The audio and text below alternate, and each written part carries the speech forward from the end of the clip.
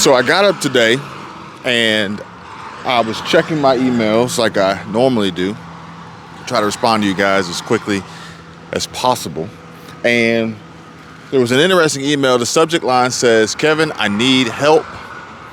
So I clicked the email, I opened it up, and it says, "Kevin, I watched your video yesterday, and it's almost like divine intervention, as if this message was brought to me on purpose, right now, on time, and I have a situation that I don't know how to handle. What should I do?" And the email goes on to explain that, and I'm going to sum it up for you guys, especially since I don't have it in front of me to read to you. But basically, someone was in a position similar to the subject matter of yesterday's video about lending money to friends and family. And I got a lot of mixed responses in the comments to that video. A lot of people stating that, hey, we are all in this together. And that is an accurate statement. However, as far as maintaining a relationship and keeping a positive attitude between friends and family, for me, I would never loan money to friends or family.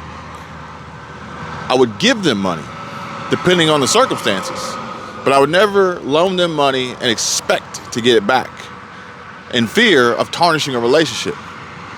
And or I would never give them money.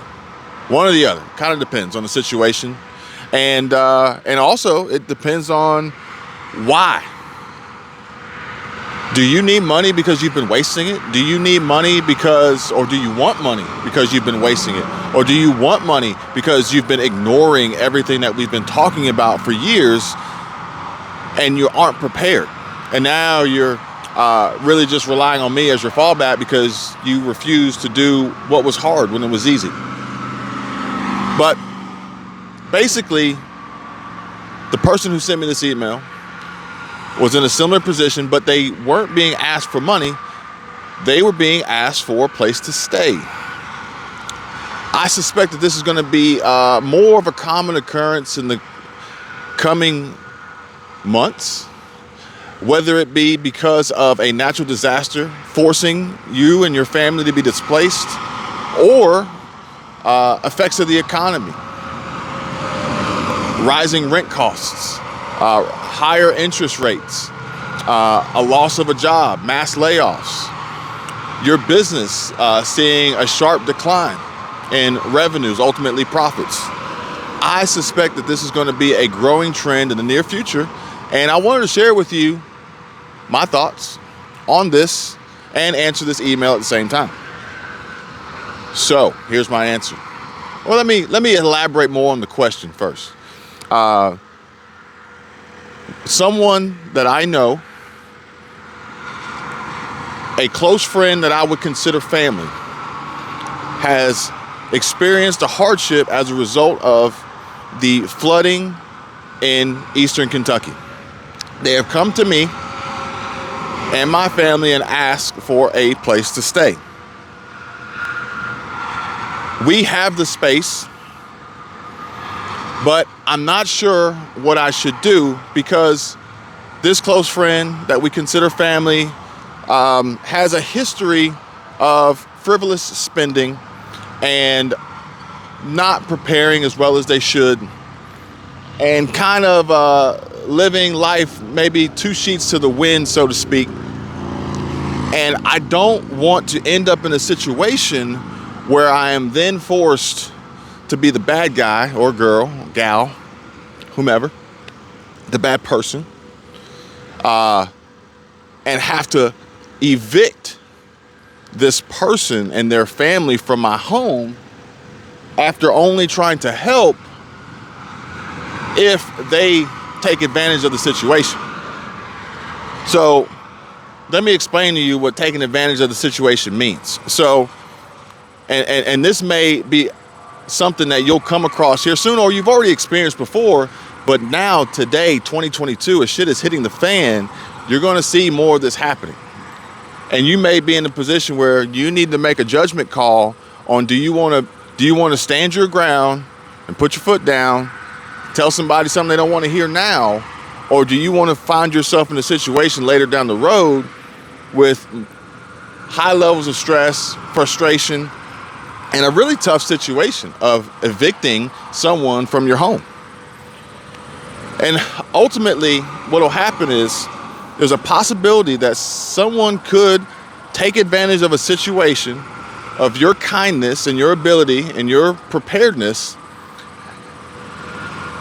when they should be working to recover, repay, and move on. So for me, if I was in a situation where I had the ability to extend hospitality to a friend or family, or a friend that I would consider family, and they needed it, and they asked me if they could stay with me and my family because their home has been wiped out. Their house that they were renting has been wiped out. The apartment that they were renting has been wiped out. Flood, natural disaster, tornado, hurricane. I would say, depending on the situation, let me draw you up a contract and you can become a tenant and you're going to pay rent to stay here. No different from a hotel. No different from an Airbnb. No different from a Vrbo. No different from the situation you were already in that you were paying someone else. Because I don't want you to take advantage of the situation. I don't want you to take advantage of me and my family and what we have been preparing for, only for you to then think that you can live rent-free, no overhead expenses whatsoever, and take this extra excess money that you're not paying in rent and utilities and maintenance and etc. and ball out of control. Now, I don't want to be classified and put into this category like Mitch McConnell. Senate Minority Leader Mitch McConnell thinks that Americans are lazy and they don't want to go to work because they're flush with cash from the stimulus checks. I don't want to be considered like that. I don't want you to view me like that. Please don't. But I do want to make sure that whoever I'm helping is doing all they can to help themselves too, and not just take advantage of me. That's my answer. So at that point, then we would have a contract, and I would also have the legal rights to evict if need be. But I would also have received compensation for the time that they stayed with me. So that'd be a plus, and I would probably give them some sort of a market rate discount in comparison to what everyone else was charging. But I just don't want to be taken advantage of because of the situation. Now, if the situation was a little different and it wasn't like a natural disaster that displaced them from their home and they lost their job, then we'd have to have a different conversation, because obviously at that point they may not have the income necessary to pay the rent.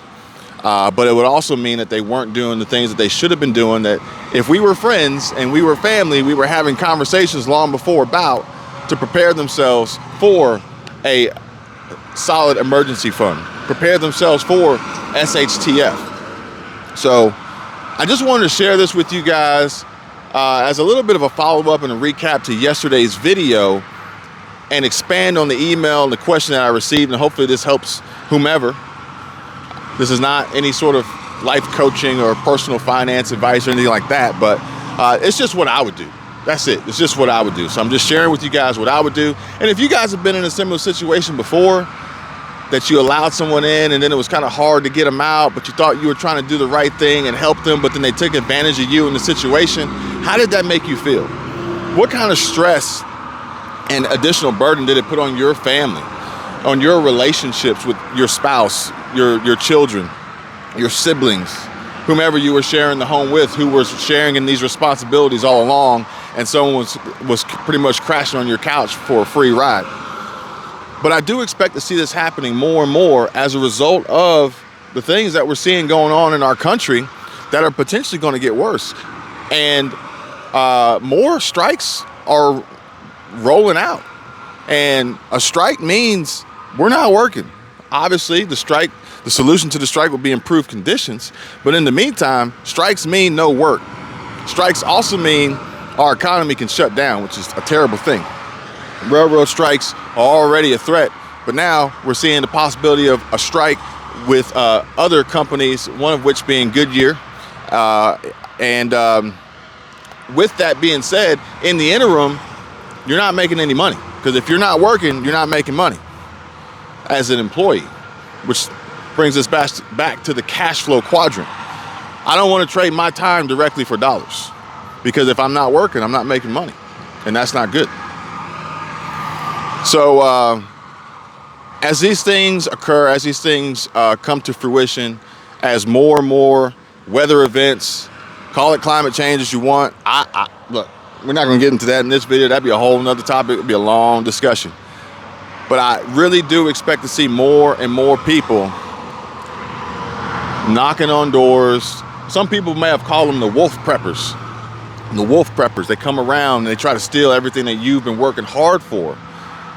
And this may be a new form of wolf prepper, where they're gonna not do what they're supposed to do. They're gonna continue to not prepare and be vulnerable, and then create a sob story, tug on your heartstrings, and then see if they can take advantage of you and all the preparation that you've done. What would you do? Comment below. I'm kind of curious. What would you do if somebody knocked on your door today that you knew, a friend, family member, a friend that you would consider family, and they said, hey, can we stay with you? What would you do? What would you say?